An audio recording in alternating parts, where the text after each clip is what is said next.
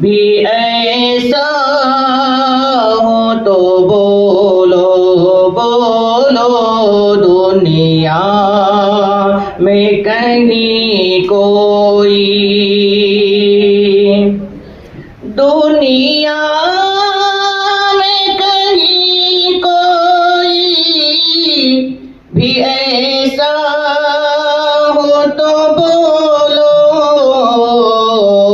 اللہ کے محبوب کے جیسا ہو تو بولو بولو اللہ کے محبوب کے جیسا ہو تو بولو بولو دنیا میں کہیں کوئی،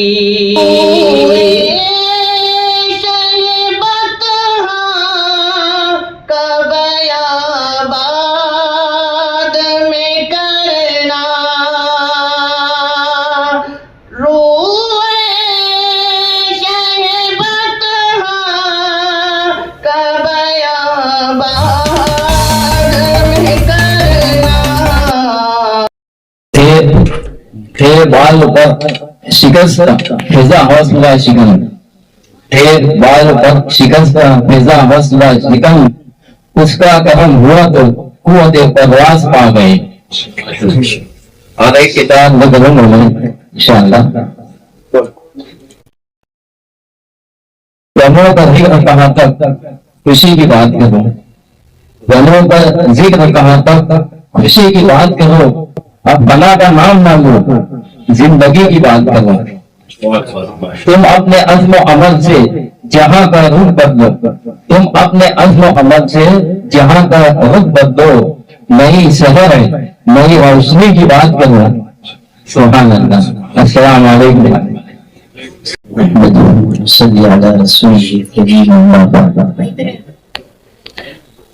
میں ہمارے مخلص جناب انصاری مظفر حسین صاحب اور ان کے صاحبزادگان کو اس افتتاح کے موقع پر مبارکباد پیش کرتا ہوں۔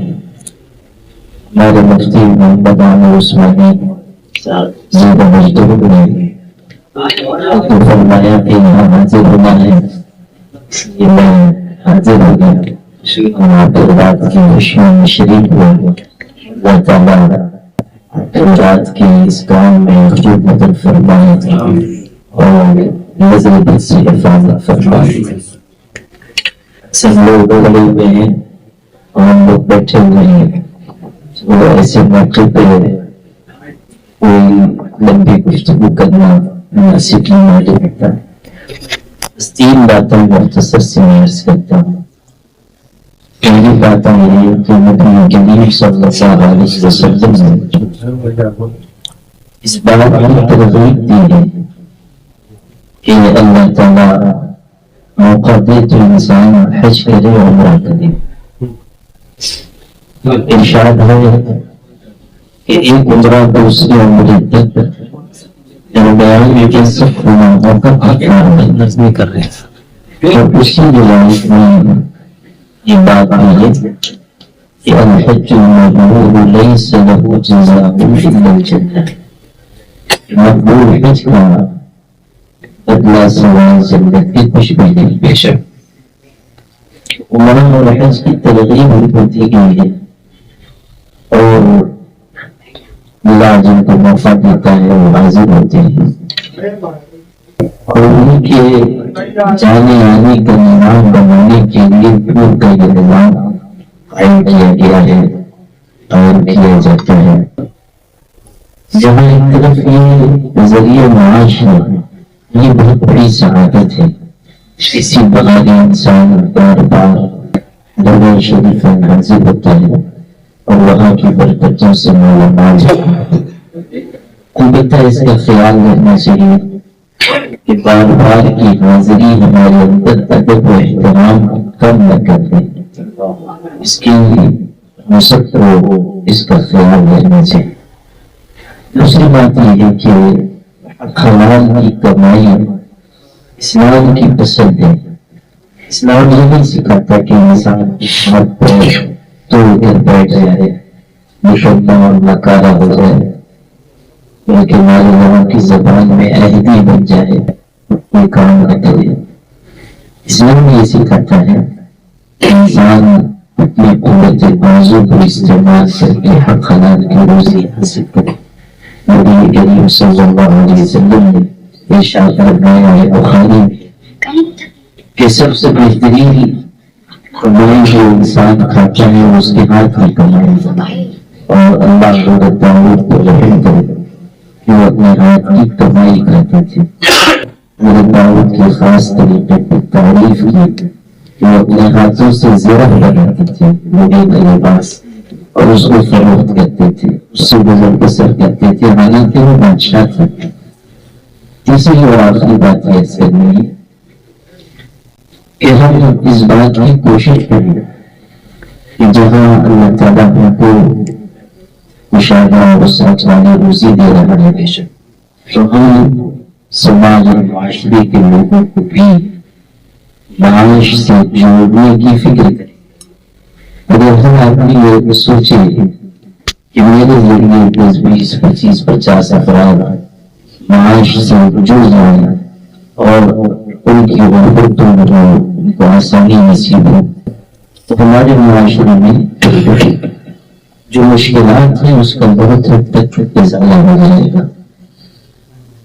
ہم لوگ غور نہیں کرتے، لیکن ہمیں اس پر توجہ دینی چاہیے کہ ایک چھوٹی سی کمیونٹی ہے بہرا سماج جس کو بولتے ہیں، ان لوگوں نے یہ طے کیا کہ ہم اپنی اس کمیونٹی سے اپنے اس قوم سے غربت کو دور کریں اور سب لوگوں کو کمانے والا بنائیں۔ آج ان کے ہاں شعور کا محنت کا نتیجہ یہ کہ اکثر لوگ خوشحال ہیں، اکثر لوگ خود کما رہے ہیں، خیر میں خرچ رہے ہیں۔ آپ لوگوں کو شاید نہ معلوم ہو، لیکن ہمارے سکھ بھائیوں کے ہاں بھیک مانگنے کو نہایت ناپسندیدہ سمجھا جاتا ہے، اور وہ اس بات کی قطعی اجازت نہیں دیتے کہ کوئی سکھ آدمی بھیک مانگے۔ ایک قومی شعور ان کے اندر پیدا ہوا، ہمارے اندر بھی اس طرح کے قومی شعور آنا چاہیے اور اس پر عمل کی ہمیں کوشش کرنی چاہیے۔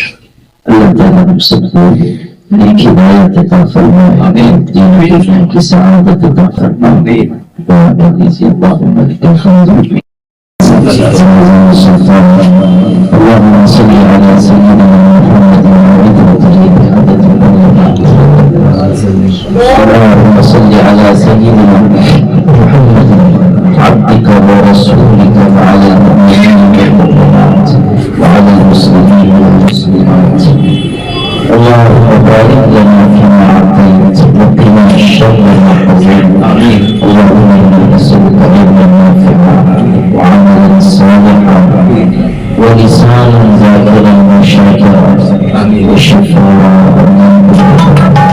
اللهم انا نسالك رزقا حلالا واسعا طيبا اللهم ان كان رزقنا في السماء فاحمده وان كان رزقنا في الارض فازله وان كان رزقنا بعيدا فقربه وان كان رزقنا قريبا فيسره وان كان رزقنا قليلا فكسره